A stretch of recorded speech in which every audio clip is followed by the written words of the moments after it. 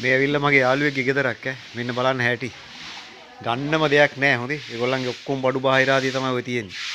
Live යන්නේ මේක ඈ. පුළුවන් තරම් ගේම ගහලා ඉතින් හොදනවා කට්ටිය.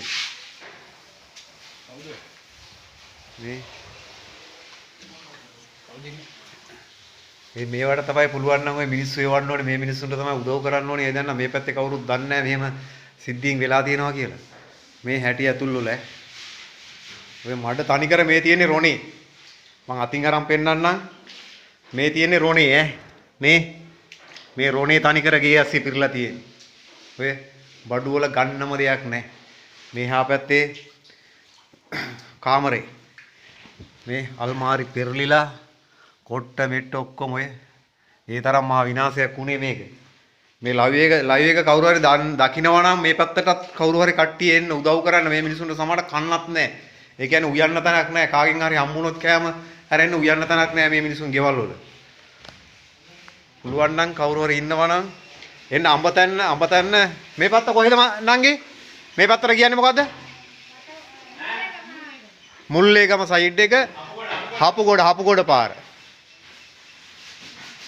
මේ ඔක්කොම ළමයි ඒ ළමයිගේ පොත්පත් එහෙම ඔක්කොම මොකවත් නැහැ ගන්න දෙයක්.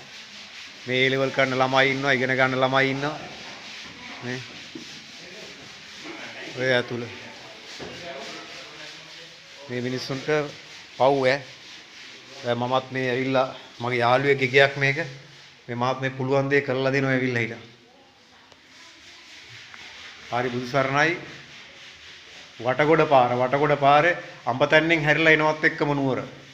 අඹතැන්නෙන් හැරිලා ඒකනායක ස්ටෝස් එක පාරේ බොක්කාවල පාරේ එනකොට පූජාපිටිය පාරේ එනකොට වටගොඩ පාර කියලා තියෙනවා. අන්නේ වටගොඩ පාරේ පාලම ළඟම ඒ හරිය සම්පූර්ණ යට වුණා ගෙවල් මිනිස්සුන්ගේ. පුළුවන් නම් මේ මිනිස්සු යමක් කමක් තිවිච්ච මිනිස්සුන්වත් දැන් කරන්න දෙයක් නැහැ. මේ මිනිස්සු අසරණ වෙලා ඉන්නේ. දවල් රෑ කෑමෙන් පුළුවන් නම් මේ පැත්තට සප්ලයි කරලා දෙන්න. බුදු සරණයි සියලු දෙනාට.